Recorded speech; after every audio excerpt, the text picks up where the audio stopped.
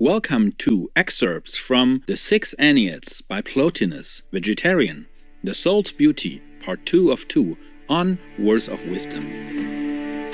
Plotinus, Vegetarian, was one of the most influential philosophers in antiquity after Plato, Vegetarian, and Aristotle, Vegetarian. In his philosophy there are three principles: the one, the intellect, and the soul. Historians of the 19th century invented the term Neoplatonism and applied it to Plotinus's philosophy. His metaphysical writings have inspired centuries of Islamic, Jewish, Christian, and Gnostic metaphysicians. The issue of happiness is one of Plotinus's greatest imprints on Western thought, as he was one of the first to introduce the idea that happiness is attainable only within consciousness.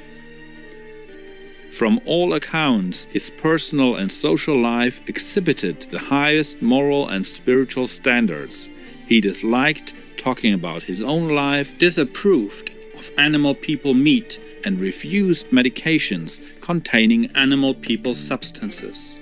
Plotinus's final words were, "Try to raise the divine in yourselves to the divine in the all." Long before his physical departure from this world, the philosopher entrusted two of his closest disciples, Porphyry, Vegetarian, and Emilius, with the extensive task of collecting, revising, and compiling his writings. Thus, the Six Enneads was published to share Plotinus's precious insights with countless generations. It consists of 54 treatises, varied in length, arranged in 6 sets of 9 Ennead in 3 volumes. The Enneads are sorted by levels of sophistication, starting with the first Ennead, which emphasizes ethical topics.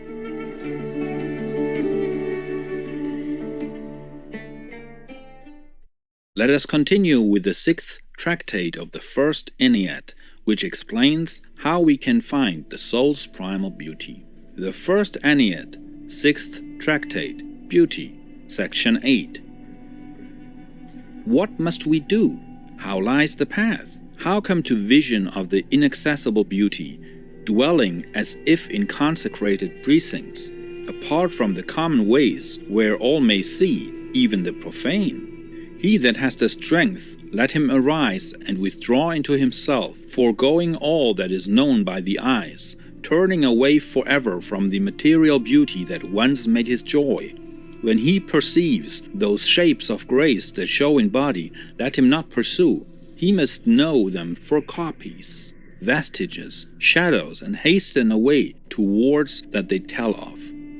For if anyone follow what is like a beautiful shape playing over water, is there not a myth telling in symbol of such a dupe, how he sank into the depths of the current and was swept away to nothingness?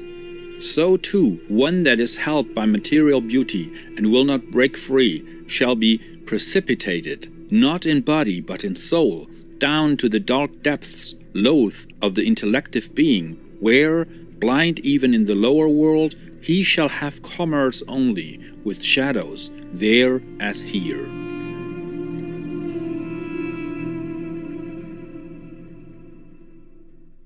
Let us flee then to the beloved fatherland. This is the soundest counsel. But what is this flight? How are we to gain the open sea? For Odysseus is surely a parable to us, when he commands the flight from the sorceries of Circe of Calypso, not content to linger for all the pleasure offered to his eyes and all the delight of sense filling his days. The fatherland to us is there whence we have come, and there is the Father. What then is our course? What the manner of our flight? This is not a journey for the feet. The feet bring us only from land to land. Nor need you think of coach or ship to carry you away. All this order of things you must set aside and refuse to see. You must close the eyes and call instead upon another vision, which is to be waked within you, a vision, the birthright of all, which few turn to use.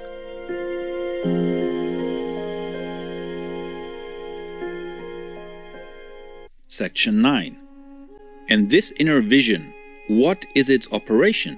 Newly awakened, it is all too feeble to bear the ultimate splendor.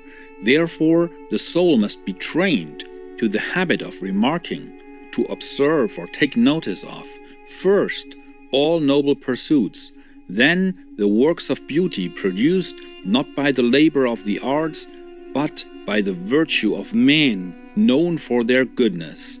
Lastly, you must search the souls of those that have shaped these beautiful forms. But how are you to see into a virtuous soul and know its loveliness? Withdraw into yourself and look, and if you do not find yourself beautiful yet, act as does the creator of a statue that is to be made beautiful. He cuts away here, he smooths there, he makes this line lighter, this other purer, until a lovely face has grown upon his work. So do you also. Cut away all that is excessive, straighten all that is crooked, bring light to all that is overcast, labor to make all one glow of beauty, and never cease chiseling your statue, until there shall shine out on you from it the godlike splendor of virtue, until you shall see the perfect goodness surely established in the stainless shrine. When you know that you have become this perfect work, when you are self-gathered in the purity of your being, nothing now remaining that can shatter that inner unity, nothing from without clinging to the authentic man, when you find yourself wholly true to your essential nature, wholly that only veritable light, which is not measured by space, not narrowed to any circumscribed form, nor again diffused as a thing void of term, but ever unmeasurable as something greater than all measure and more than all quantity, when you perceive that you have grown to this, you are now become very vision. Now call up all your confidence. Strike forward yet a step.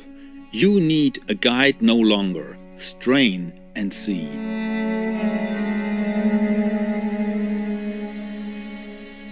This is the only eye that sees the mighty beauty. If the eye that adventures the vision be dimmed by vice, impure or weak, and unable in its cowardly blenching to retreat in fear, to see the uttermost brightness, then it sees nothing, even though another point of what lies plain to sight before it. To any vision must be brought an eye adapted to what is to be seen and having some likeness to it. Never did eye see the sun unless it had first become sun-like, and never can the soul have vision of the first beauty unless itself be beautiful. Therefore, first let each become godlike and each beautiful who cares to see God and beauty. So, mounting the soul will come first to the intellectual principle and survey all the beautiful ideas in the Supreme, and will avow that this is beauty, that the ideas are beauty. For by their efficacy comes all beauty else, but the offspring and essence of the intellectual being. What is beyond the intellectual principle we affirm to be the nature of good radiating beauty before it, so that treating the intellectual cosmos as one, the first is the beautiful. If we make distinction there, the realm of ideas constitutes the beauty of the intellectual sphere, and the good which lies beyond is the fountain at once and principle of beauty. The primal good and the primal beauty have the one dwelling place, and thus always beauty's seat is there.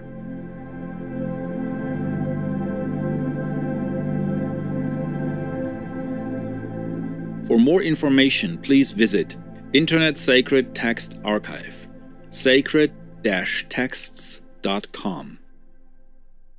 Man can live perfectly well without meat of any kind, and not only live as well, but far better. Hereward Carrington, vegetarian.